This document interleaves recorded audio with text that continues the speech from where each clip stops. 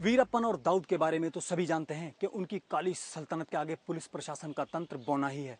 इसी फहरिस्त में एक नाम और भी है जिसकी गिरफ्तारी पिछले 30 सालों से पुलिस के लिए ख्वाब बना हुआ है। करोड़ों रुपए खर्च करने के बावजूद पुलिस आज तक उस पर हाथ डालने की तो बात दूर, एक फोटो तक उसका मुहैया नहीं करा पाई है। जी हाँ, हम बात कर रहे हैं उत्तर प्रदेश में आपराधिक लिस्ट पर नंबर 1 शिव कुमार उर्फ ददुआ की। इसी गांव में पैदा हुए ददुआ के जुर्म की बिसात पर प्यादे से लेकर बादशाह तक के सफरनामे की आज करते हैं तफ्तीश।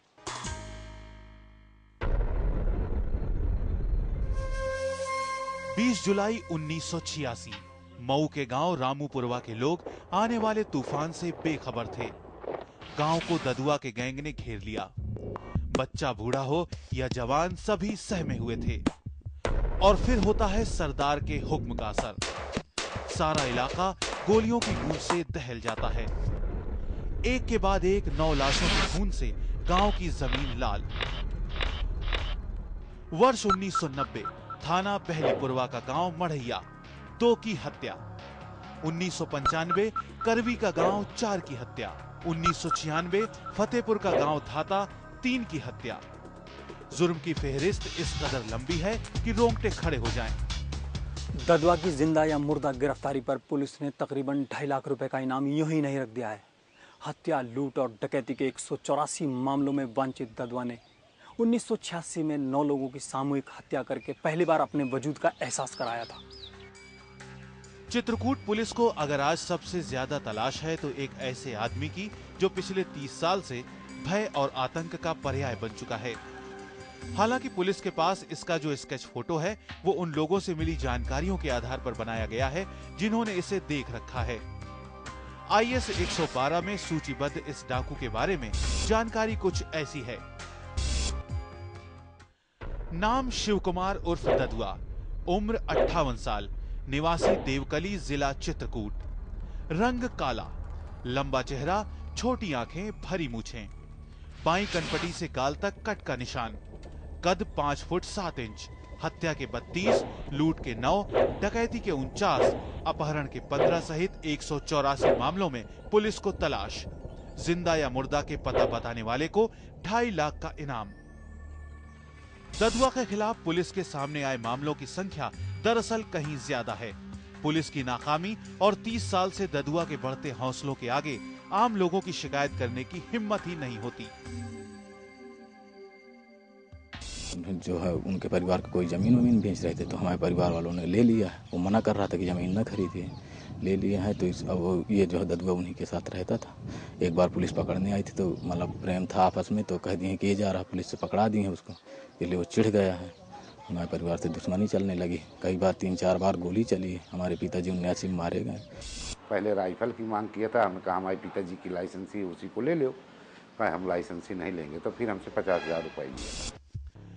दस्यु सीताराम के साथ आपराधिक वारदात करने वाले ददुआ के खिलाफ पहला मामला 1975 में धारा 395, 397 IPC के तहत कौशाम्बी में दर्ज हुआ। उसके बाद ददुआ ने कभी पीछे मुड़कर नहीं देखा। आज इस गैंग में 9 स्थायी सदस्य हैं, जबकि दूसरे लोग समय समय पर जरूरत के मुताबिक घटते बढ़ते रहते हैं, जिनकी संख्या 40 से 50 तक हो जाती है। गैंग की फायर पावर में 5 AK-47, 5 SLR, 10 303 rifle, 375 bore magnum rifle 5, 315 bore rifle 15, double barrel 12 bore 20, 30.6 Springfield rifle 6, single barrel 12 bore 20 जैसे हथियार है। आज हालत यह है कि लोगों को पक्का भरोसा है कि ददुआ कभी भी पुलिस के हत्थे नहीं चढ़ सकता। पुलिस को इन्फॉर्मेशन देते हैं, पुलिस कह देती है कि हम जो है लड़कों को जो रोजी रोटी के लिए नौकरी कर रहे हैं, जान कमाने के लिए नहीं नौकरी कर रहे। पुलिस नहीं जाते। क्षेत्र के ज्यादातर लोगों ने ददुआ की गुलामी कबूल कर ली है। हालत यह है कि पुलिस की मदद तो दूर, बल्कि लोग अपने मामलों को भी ददुआ से ही हल कराते हैं। और तो और कुछ लोग तो ददुआ को मसीहा मानते हैं। लोग बाग तो मसीहा जैसे मानते हैं ददुआ को, ऐसी बात नहीं है, देवता के समान। क्या वजह है? वजह ये है कि गरीबों को सताते नहीं। उनको जो है कहीं शादी ब्याह का ऐसा मामला फंस गया, जो है पैसा का भी सहारा दे देते हैं। और कोई गरीब पहुंच गया तो उसको जैसे मैं समस्याएं हैं हल कर देते हैं। पुलिस का मानना है कि उसका नेटवर्क जनता से मिली जानकारियों पर ही टिका होता है। यही वजह है खतरनाक अपराधियों की खोज खबर के लिए इनाम का ऐलान कर दिया जाता है। मगर अब इसे क्या कहें कि इनाम की लालच में या फिर इस आफत से निजात पाने की उम्मीद में पुलिस को खबर देने वाले 20 से ज्यादा लोगों को ददुआ ने मौत की नींद कुछ इस तरह सुलाई कि लोगों की नींद ही हराम हो गई। राम खिलावन, इसकी लाश पेड़ पर मिली। चंदन यादव को दिवाली के दिन मारकर इसके सर को धड़ से अलग कर पूरे गांव में घुमाया गया। मानिकपुर के प्रकाश यादव की लाश के छोटे छोटे टुकड़े करके इलाके में ही फेंक दिए गए। 1990 में मढ़िया गांव के शिवमोहन को पिता और अपने भांजे की जान देकर मुखबिरी की कीमत चुकानी पड़ी थी। 1990 में ही कल्लू और हीरुकमा को मारा गया। इसी साल किटनहा गांव में पुलिस की मौजूदगी में ही जौहरी को मौत के घाट उतार दिया। 1991 में देवेश कुमार, राजकिशोर समेत 5 लोगों को पुलिस के लिए खबरची बनने पर मौत की सजा दी गई। 1992-93 में महेश समेत 6 लोगों को ठिकाने लगाया गया।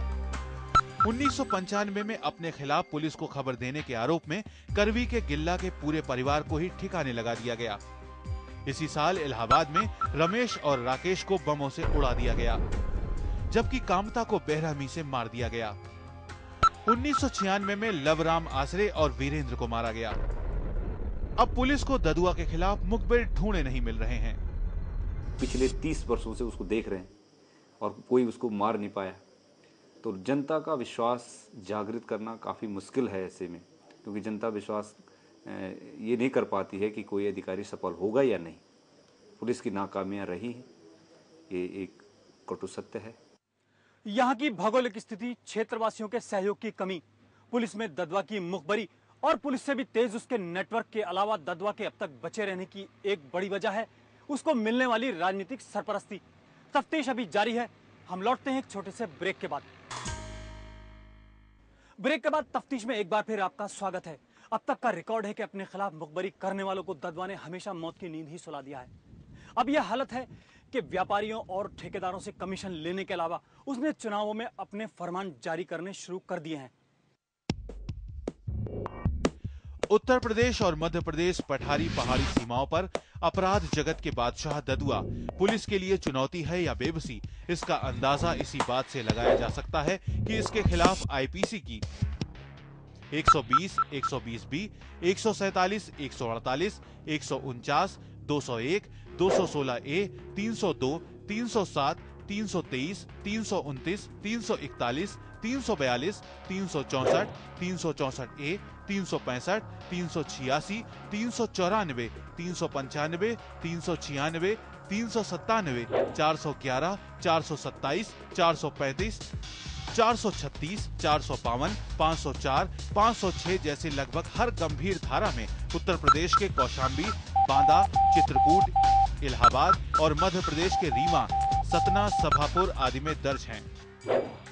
ददुआ का रुतबा इतना बढ़ गया है कि अब नेता भी उसकी तरफ दोस्ती का हाथ बढ़ाने लगे हैं। जाहिर है ददुआ का इस्तेमाल सबसे ज्यादा चुनाव के वक्त होता है। सांसद से लेकर विधायकों ने अपराधियों को पाला, थानों से संरक्षण दिलाया, वो कुछ भी करते रहे, उनका टेरर बना दिया समाज के अंदर। जब टेरर बना दिया तो उनके एक आवाज में लोग वोट देते, उनको मजबूरी हो गई उनको वोट देने की। अगर वोट नहीं देते हैं तो मारे जाएंगे, जान से भी मारे गए बहुत से लोग। पिछले सांसद अपने रिश्तों को ददुआ से नकार रहे हैं। इनका वही कहना है जो कहा जा सकता है, यानी विरोधियों की साजिश। इसका असर हकीकत में ददुआ के गांव में भी देखने को मिला। तफ्तीश की टीम जब वहां गई तो उसने पाया कि लोगों को आंधी, बारिश, तूफान जैसी किसी भी आफत से ज्यादा किसी का डर है तो ददुआ का। आज जबकि मतदान नजदीक है, ये लोग पिछले कड़वे अनुभवों के बाद खौफजदा हैं कि किसके हक में वोट डालना पड़ेगा। के कारण है ये सब। कोई यदि शिकायत करेगा तो अपने लिए कुछ तो डर तो रहता ही है, इसलिए कोई शिकायत भी नहीं करता है किसी तरह का। ऐसा कोई दबाव नहीं है कि मतलब किसी के दबाव पर चुनाव मतलब समर्थन करें या वोट डालें, ऐसी बात नहीं है। यहाँ ददुआ के विशेष तौर से माने ये है कि गरीबों को विशेष ध्यान देते हैं और गांव का कार्य इन साल काफ़ी करवाए हैं। हर गांव में अपने आदमी भेज करके और कहता है कि इनको वोट देना, तो आदमी फिर उसको वोट देते हैं। जिनको कहेगा उन्हीं को वोट देंगे। नहीं कहता है कि फिर यदि हमारा प्रत्याशी हारता है तो हम रामपुर का बांस से मारेंगे, जंगल के बांस से। पुलिस ददुआ के खिलाफ कार्रवाई करने का जोखिम लेने से पहले विभाग से डरती रहती है कि कहीं मामला उल्टा ही न पड़ जाए। जिस किसी अधिकारी ने इसके खिलाफ कोई ऑपरेशन जारी किया, उस अधिकारी के पीछे वो उसकी जांच करवाना शुरू कर दिया, क्योंकि इसकी बहुत अच्छी पकड़ हो गई। तो इसने जांच करवाना शुरू किया, उनके इवन कुछ लोगों के खिलाफ मुकदमे तक हुए और यहाँ पर पुलिस अधिकारियों के भी काफ़ी परेशान होना पड़ा। सन 1980, 85 और 86 में शासन स्तर पर दस्यु उन्मूलन के नाम पर अभियान चलाए गए, जिसमें बीएसएफ, बीएसी, नागालैंड और तमिलनाडु पुलिस ने हेलीकॉप्टर तक का इस्तेमाल किया, जिसके नतीजे सबके सामने हैं। हालांकि पुलिस के आला अफसरों को अपने फोर्स की बहादुरी पर पूरा भरोसा है, लेकिन पिछली नाकामियों में विभाग की खामियों को भी स्वीकार कर रहे हैं। ये बात आप सही कह रहे हैं कि पुलिस की मूवमेंट के बारे में वो नजर रखते हैं कि बहुत सारे उनका भी इन्फॉर्मर है। जितने इन्फॉर्मर हमारा होता है उससे ज़्यादा इन्फॉर्मर उनका भी होगा, और उसमें कुछ पुलिस जन भी उसमें हो सकता है कि वो भी सूचना उनको लीक करते होंगे। उसको मैं इनकार नहीं करता हूँ। दावे कुछ भी हों, लेकिन सच्चाई यही है कि पुलिस ददुआ के मामले में बिल्कुल बेबस है। चाहे अपने भीतर ददुआ के खबरची हो या राजनीतिक दखलंदाजी, पुलिस के लिए सबसे बड़ी परेशानी है। हालांकि इस बार पुलिस नए हौसले के साथ कार्यवाही का मन बना चुकी है। पिछली तमाम नाकामियों के बाद पुलिस अब अपनी खोई साख के लिए जी रही है। मैं पूर्ण तौर से आश्वस्त हूँ कि इस गैंग का खात्मा बहुत शीघ्र ही हो जाएगा। मध्य प्रदेश और उत्तर प्रदेश की पहाड़ियों और बीहड़ से घिरे गरीब आदिवासियों की कमजोरी, पुलिस की खामियों और अपने आकाओं के बल पर भले ही ददुआ पिछले 30 साल से एक अमर तूफान की तरह जमा खड़ा है, लेकिन कानून पर भरोसा करने वाले कभी भी इससे ना तो भयभीत हुए हैं और ना ही नाउम्मीद। हो सकता है कि वक्ती तौर पर दिखने वाली देरी से कुछ का विश्वास जरूर डोल गया हो। ददुआ के इतने दिनों तक बचे रहने की भले ही कोई भी वजह रही हो, लेकिन ये भी सच्चाई है कि अपराध की दुनिया में कदम रखने वालों के लिए जेल की सलाखें या फिर पुलिस की गोली हमेशा मुकद्दर बन के पीछा करती रहती हैं। ऐसों के साथ हमदर्दी रखने वालों को चाहिए कि कानून के मुकाबले में अपराधियों से हमदर्दी रखने से पहले इतना तो सोच लें, माना कि दोस्तों को नहीं दोस्ती का पास, लेकिन ये क्या कि गैर का एहसान लीजिए। तो ये थी आज की हमारी तफ्तीश। अगली बार फिर कुछ नया देखेंगे। फिलहाल आज़ाद खालिद को इजाज़त दें।